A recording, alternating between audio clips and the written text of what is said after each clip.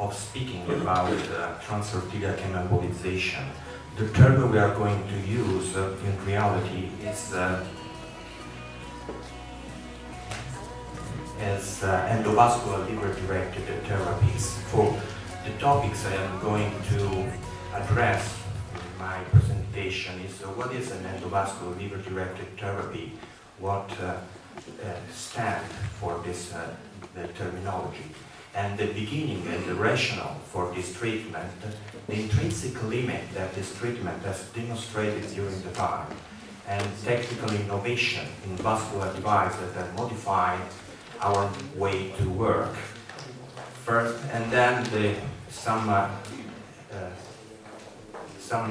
consideration about pathophysiology of liver tumor vascularity that is very important to demonstrate how the new embolizing microcirc engineering has changed some results. And finally, the recent development in planning endovascular liver-directed therapy and recent development that has changed our way to evaluate the effect of this kind of therapy. So the term endovascular liver-directed therapy describes different catheter-based interventional treatment that are aimed to destroy malignancy in the liver by injecting different drugs or embolizing particles or radiation-emitting particles in the hepatic artery or its branch. So the family of this therapy is very, very large, and the term has multiple and sometimes confusing with different acronyms.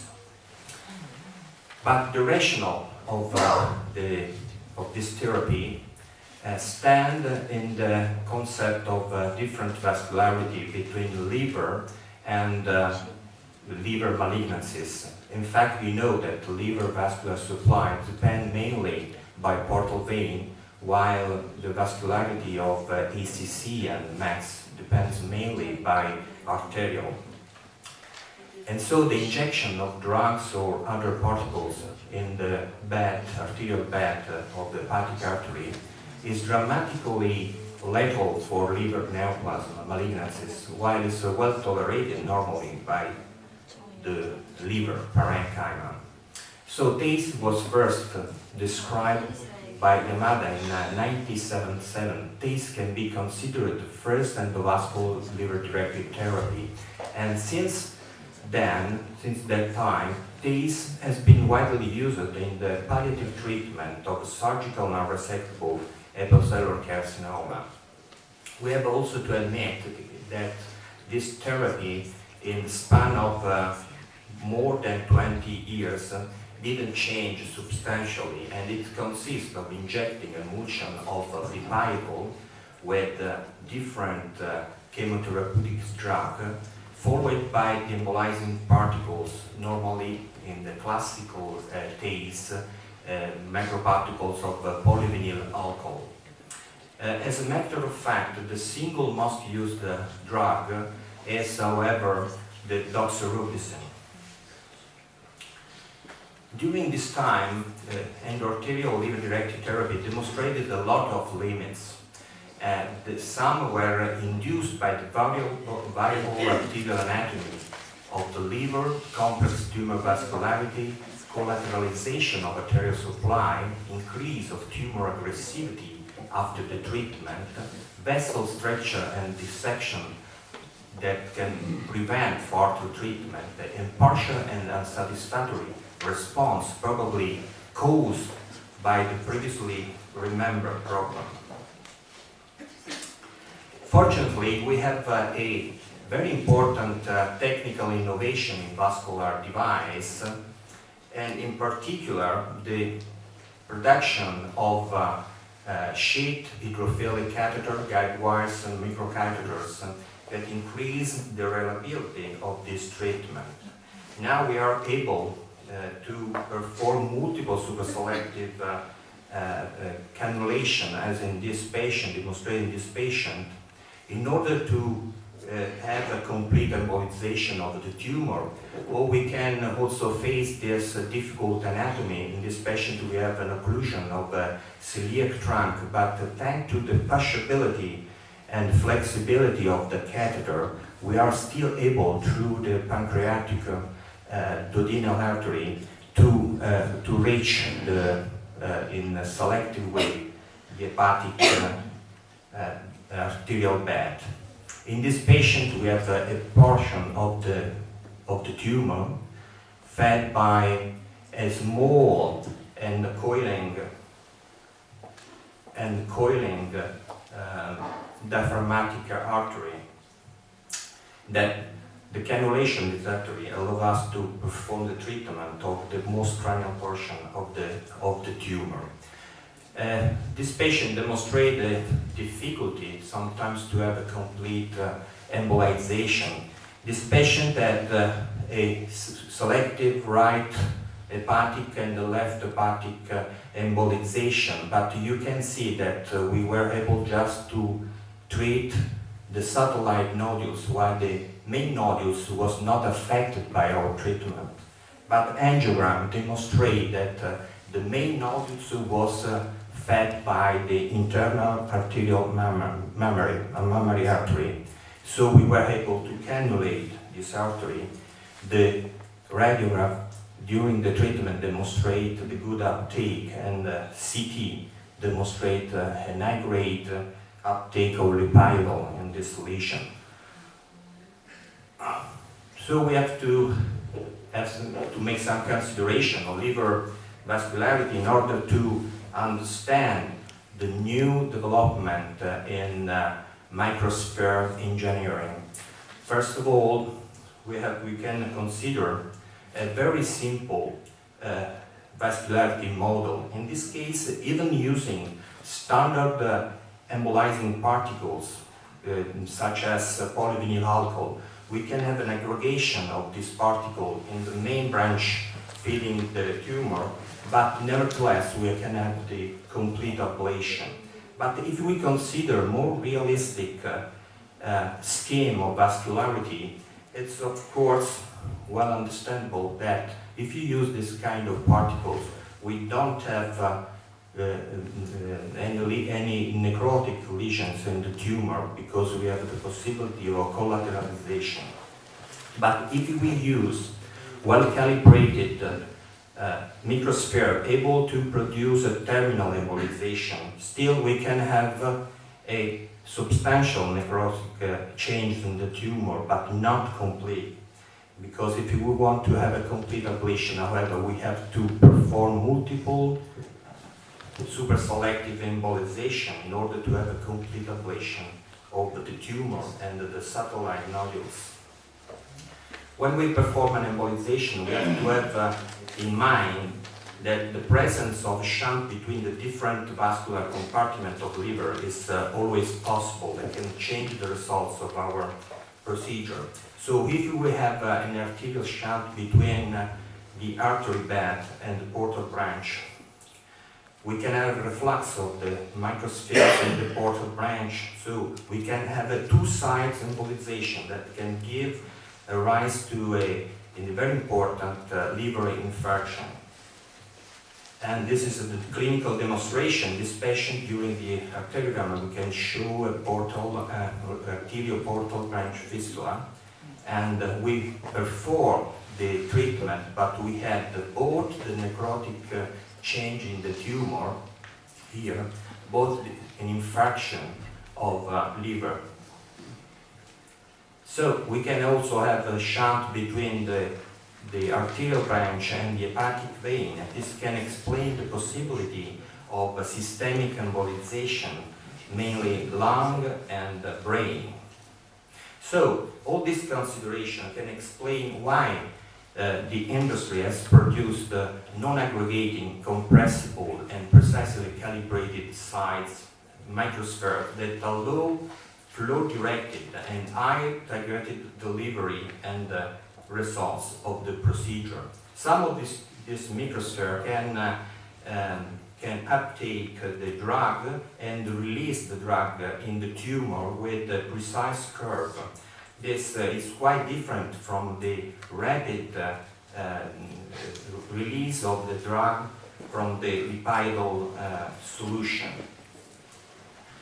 And this way of delivering the drug can surely reduce total systemic exposure, and then can reduce the doxorubicin-related serious adverse effect, and possibly increase the tumor response. This is a possibility in the future in order to face the problem that has been demonstrated that during this kind of therapy, probably we have an upgrade of tumor growth factors that can be reduced probably with the use of a drug that can limit this kind of problem. Probably in the future, this kind of drug can be inserted directly in the microspheres. Another kind of treatment is the selective internal radiation therapy that is not really an embolization therapy, because we use microspheres with yttrium, that is a pure beta emitter, and when the microsphere reaches the tumor, we have an internal radiotherapy. Of course, the advantages is that this procedure induces a minimal of bland embolization, because the mechanism of the treatment is completely different. And the other advantage is that we can have a precise dosimetry and follow-up of the treatment by Bremsstrahlung SPECT. There are many possible disadvantages versus classical TACE that are possibly the risk of introduction of the microsphere in the vascular of organs that are different from liver, and this can produce chronic pain, ulceration, and bleeding. And then the small diameter of the microsphere we have to use for this therapy can increase the risk of systemic embolization, mainly lung. So what about the innovation about endovascular liver-directed therapy planning? We can see that today we can use many techniques such as arterial CT for determining before the treatment the strategy of our treatment, because we are able to see the feeding artery of the tumor. But also during the treatment we have the possibility with the new rotational angiography to have tomographic images that allow us to understand precisely the segment that we are going to embolize. So, just demonstrated from the colleagues in this image, you know that the residual nodules you have to treat is fed only by that small artery. So we can reduce and make a very selective embolization. But normally we use, as we don't have this kind of system, normally we use intraarterial injection of a contrast enhancer that allow us to, just in this patient, we can see here the tumor and the contrast that arrive in this other portion of the liver, but not in the lesion. So we change the artery.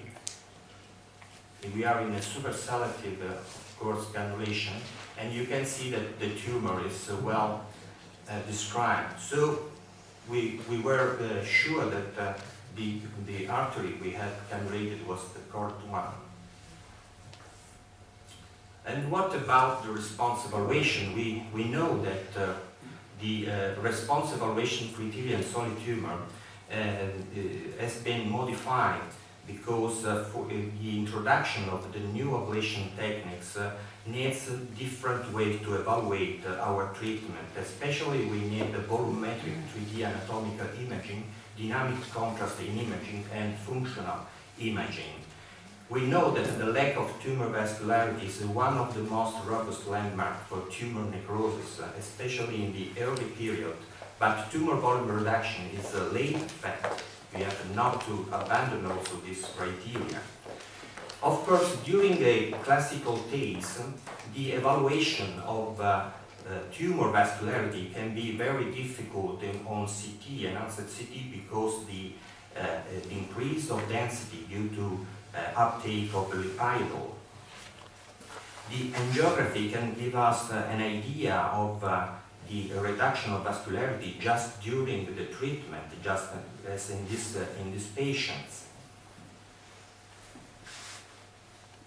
Again, a contrast-enhanced ultrasound can help us in this patient with multiple area of uptake of lipidol that was very difficult to evaluate, but you can see that the ultrasound demonstrates just a complete necrosis of the two main nodules with a septum, with enhancement still present. In this case, we have a precise tails with microspheres. The advantage is that after the treatment, you don't have the hyperdensity due to lipidol, so you can easily demonstrate the complete necrosis of the tumor.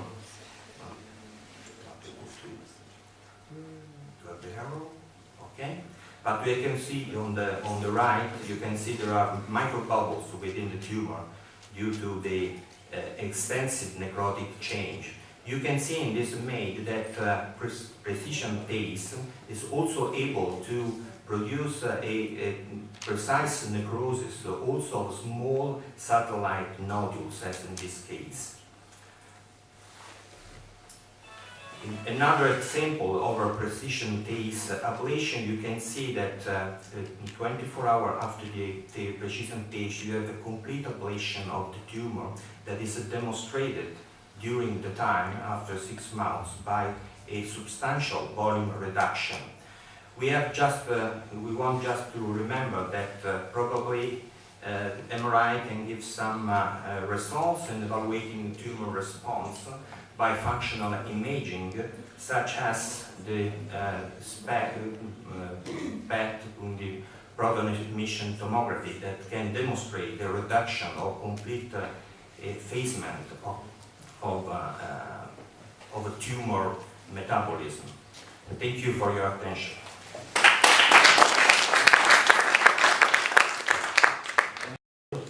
Bizzarri, I agree with you that nanotechnology will be the way in the future for the treatment of hepatic cell carcinoma and not only it. I agree too with you for the point that you showed about shunt hepatic artery portal vein.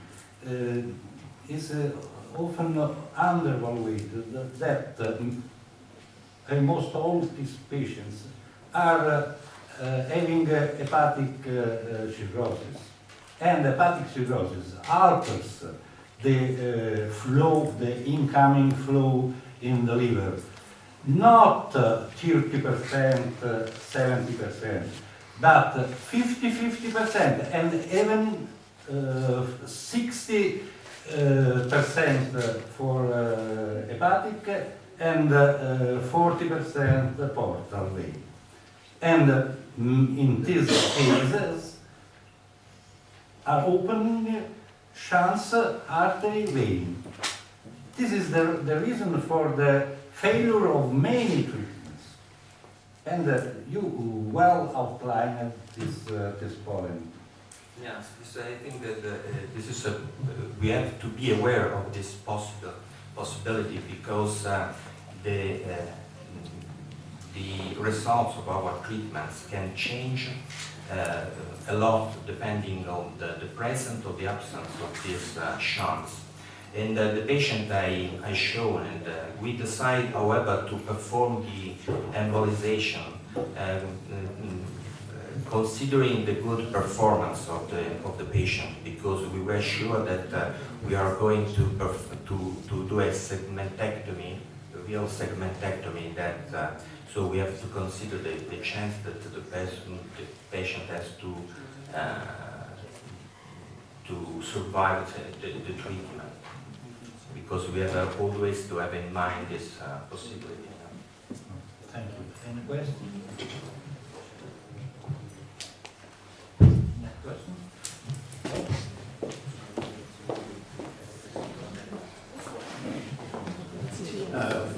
Thank you.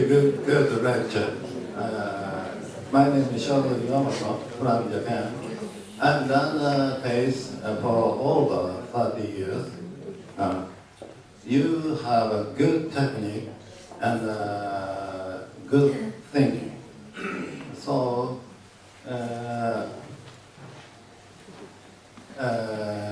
my paper in cancer,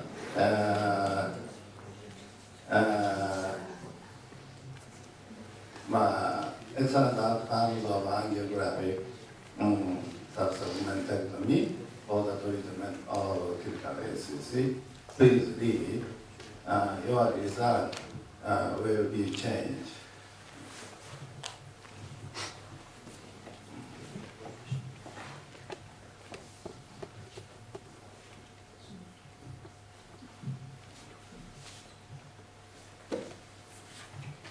I wish to know when you use CERT in alternative on TACE, on failure, after failure of TACE. Thank you. In our institution, we don't perform CERT because it's too compelling techniques. Then the risk of complications is very, very high. The cost of the procedure is high, and you have to have in mind that if you don't perform the treatment in the precise window for the treatment, you can lose all the material. So it's very expensive and I think difficult. And I think that in this kind of treatment, there is a very an important change of strategy, because the first technique was designed in order to have a complete liver treatment, and this was in this way you had the possibility to have a planning of the radiation therapy and the dose of all the liver, so you have to consider the volume of the liver. Now, a lot of people is changing this kind of idea and is going to perform selective intra-arterial radiotherapy. This means that you don't inject the particles in the hepatic artery, but just in the small segmental branch. And this is not a good philosophy for me. First, for the risk of contamination, because you have to make many injections, so you can spill the material outside, and it's very dangerous also for the operator. And then you lose the possibility of performing always a complete treatment of the tumor, because if you try to be selective, you have the same disadvantages of precision TACE or endovascular embolization. So you need to be very careful in taking or in visualizing all the feeding branch. So the advantages of the method is reduced. I have to say that this change in the philosophy of this treatment was due to the fact that one of the main complications of the treatment was the liver fibrosis. This is very, very dangerous complication for this procedure.